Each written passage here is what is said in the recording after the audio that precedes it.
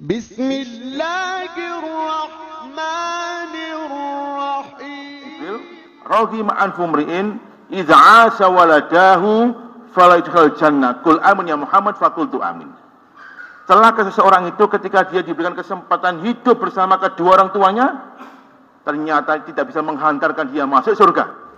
Katakan amin Muhammad, maka saya pun mengatakan.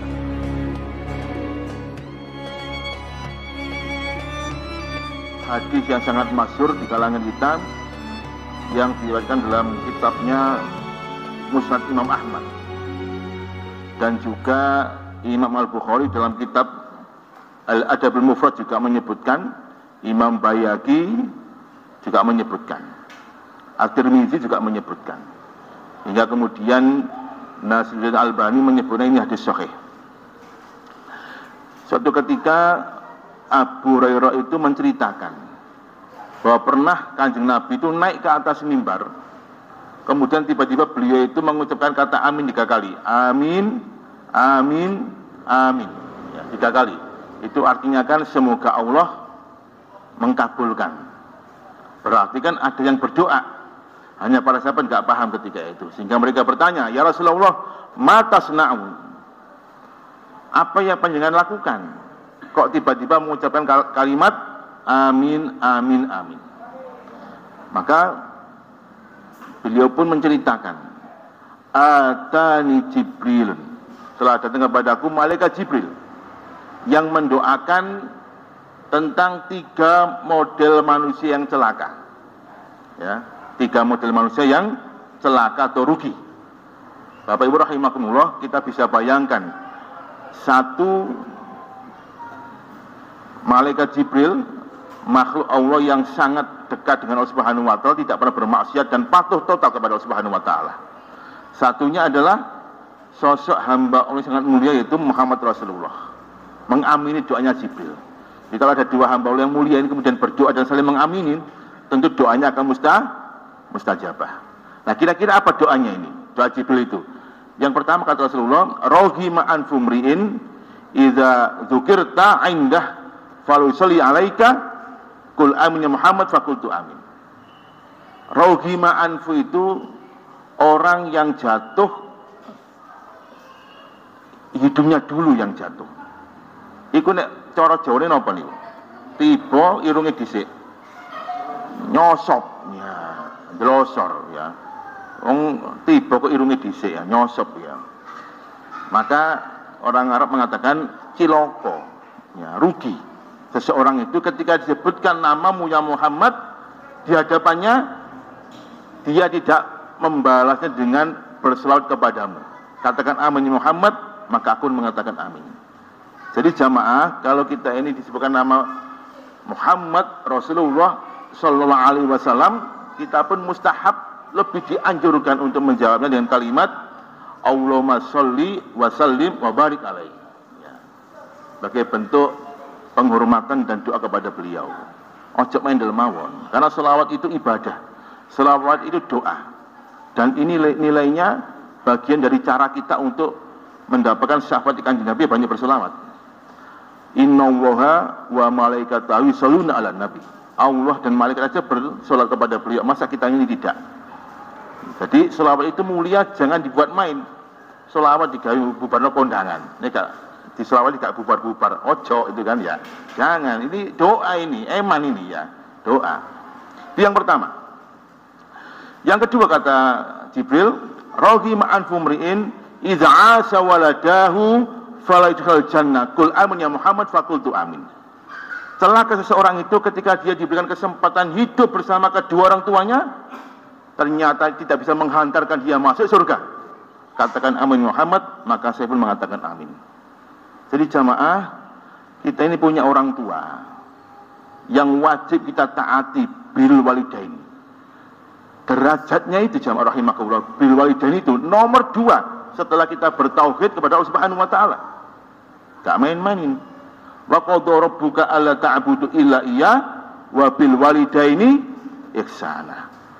Diwajibkan bagi kamu untuk menyembah Allah dan jangan sekali-kali menyekutukannya, dan kepada mereka berdualah kamu berbuat kebaikan.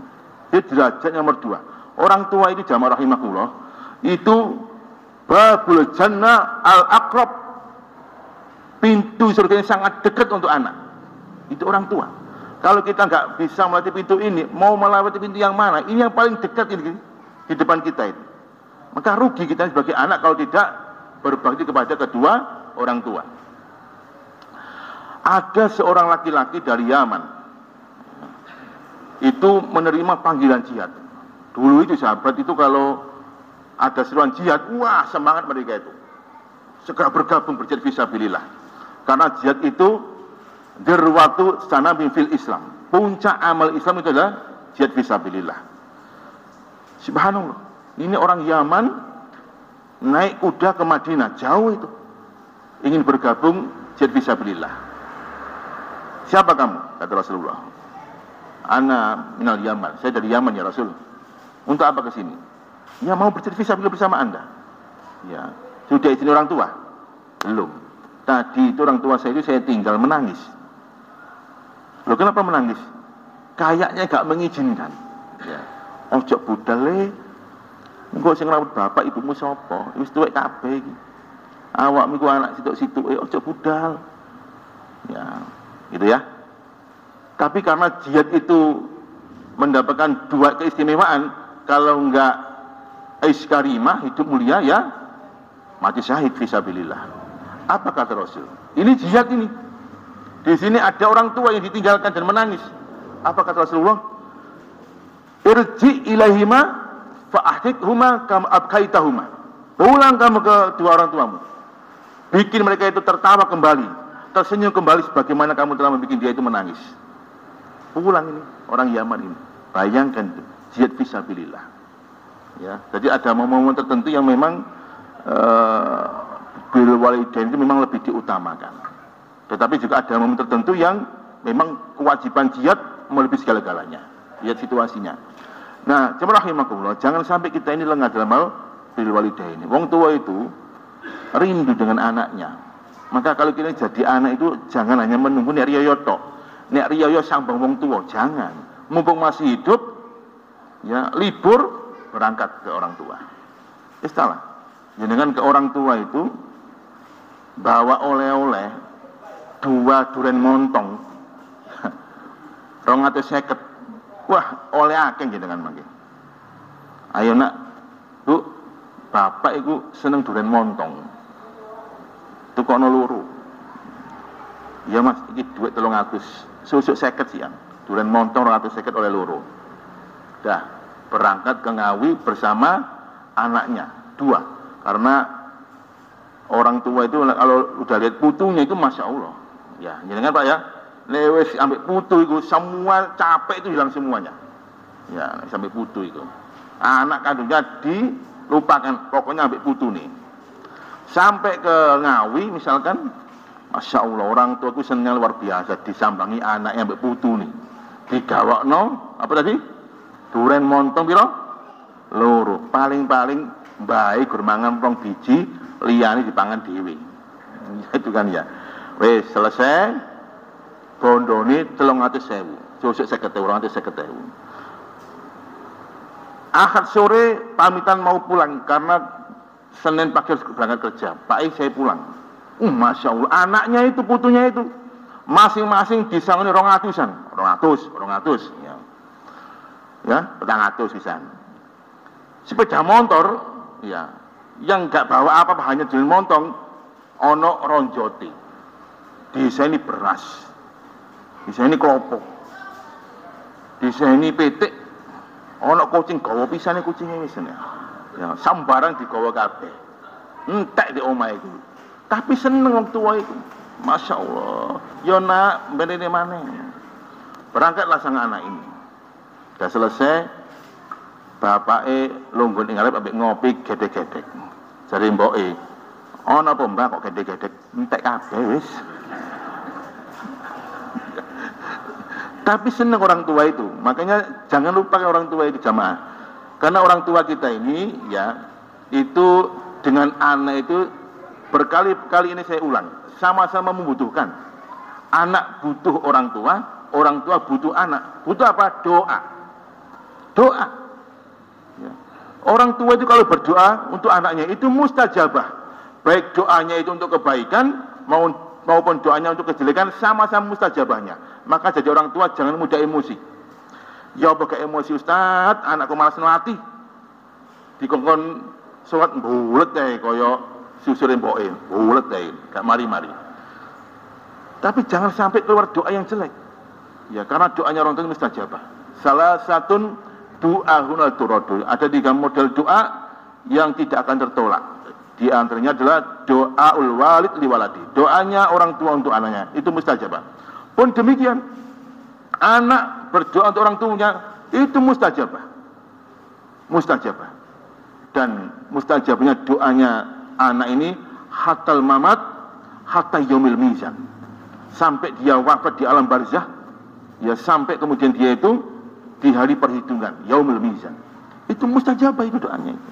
Cukup mengucapkan Rabbighfirli wali walidayya warhamhuma kama rabbayani shaghira. Setiap pada salat maktubah anaknya mendoakan untuk orang tuanya. Itu mustajabah rahimakumullah. Innar rajula la turfa'u darajatu fil jannah. Ini ada seorang bapak yang derajatnya diangkat ke surga. Yang sebelumnya itu antara surga dan neraka itu untup-untup. Ngerti untup-untup jenengan? Ya, mlebu surga dorong karuan, mlebu neraka karek njero entuk plung mlebu neraka wis. Untup-untup ini. Tetapi tiba-tiba la turfa'u darajatu fil jannah. Derajatnya diangkat oleh Allah Subhanahu wa taala ke surga. Orang tua ini kaget. Ya Rabbi anna hadza, duh Gusti Allah. Saya kok sekarang di sini? Fil jannah. Fayuqalu dikatakan pada dia, listighfari waladika laka. Karena anakmu itu istiqomah. Selalu berdoa memohon ampun kepadaku untukmu sebagai orang tuanya. Subhanallah. Jadi kalau jangan punya anak Pak, jangan sampai lupakan untuk ngajinya. Ya, percuma kita punya anak titelnya ngerentep ya, tapi ini besok ngaji percuma ya. Nah itu yang kedua. Jangan sampai kita ini rugi dalam hal ini. Nah yang ketiga kata Jibril, rogi ma'an fumriin idza jaa ramadhanu fala yukfar alaihi qul amin ya Muhammad faqultu amin. Sungguh celaka, rugi seseorang itu ketika diparingi kewarasan, kesehatan, seger meger-meger ya di bulan Ramadan tapi tidak dimanfaatkan sebaik-baiknya. Fala yukfar alaihi. Sehingga Ramadan tidak mampu mengatakan dia mendapatkan ampunan dari Allah Subhanahu wa taala. Qul amin ya Muhammad fakultu amin. Katakan amin ya Muhammad, maka saya pun mengatakan amin. Jadi Rasulullah itu sudah menjamin. Sebenarnya jamaah rahimakumullah, Ramadan itu potensinya berbuat kebaikan. Dan kejahatan itu ditutup rapat-rapat. Semestinya ya secara logika dan secara imani enggak ada namanya kejahatan di bulan Ramadan. Coba kita lihat apa kata Rasulullah dalam hadis sahih riwayat Muslim ini. Ja'akum Ramadan syahrul mubarak. Telah datang kepadamu bulan Ramadan, bulan yang penuh keberkahan. Futihat abwabul jannah. Di dalamnya itu ya, di samping kita diwajibkan berpuasa, futihat abwabul jannah, dibuka pintu-pintu surga. Jadi pintu-pintu surga dibuka lebar-lebar. Ada berapa pintu surga? 8. Ada satu pintu yang istimewa, namanya pintu apa untuk orang berpuasa? Ar-Royan. Dibuka lebar-lebar itu. Artinya kebaikan itu dimudahkan oleh Subhanahu wa taala. Wa ghuliqat abwabul jahim, dan ditutup rapat-rapat pintu-pintu neraka. Ya, ditutup rapat-rapat. Ditambah lagi wasufidadis sayatin, dan setan itu dibelenggu. Subhanallah. Ini artinya rahimakumullah, potensi kebaikan terbuka lebar. Makanya kalau bulan Ramadan itu ya besok istilah saya pastikan masjid ini gak mod ya, terawih pertama itu ya gak mod. Kota infak kecilian itu ya harus besar, gak mod itu nanti ya. Bertahan sampai berapa hari itu ya, itu kan ya, itu jamaah rahimakumullah, terbuka lebar-lebar. Lah terus bagaimana kalau memang setan dibelenggu, neraka ditutup, kok masih ada kejahatan? Masih ada orang yang korupsi, masih ada orang yang menyelewengkan bansos, masih ada 300 T belum terungkap.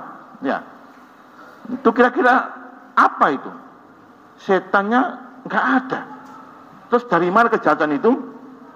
Dari mana, Pak? Dari setan das ireng. Setan apa? Das ireng. Minal jinnati wan nas. Ya, jadi jinnya dibelenggu, yang ada adalah genderuwo das ireng. Ya, itu kan ya. Ayo wis. Lapo panas-panas ngene poso. Ayo ngopi. Oh jorek konangan ku. Ono jamaah buku salam nih. Sungkan aku. Misalnya barongan, gak konangan. Ya. Kalau imannya gak kuat, oke bos. Tapi kalau imannya kuat, ada Allah yang melihat kita. Ya. Ada Allah yang melihat kita. Maka dari jam rahimahullah, jangan sampai kita lengah.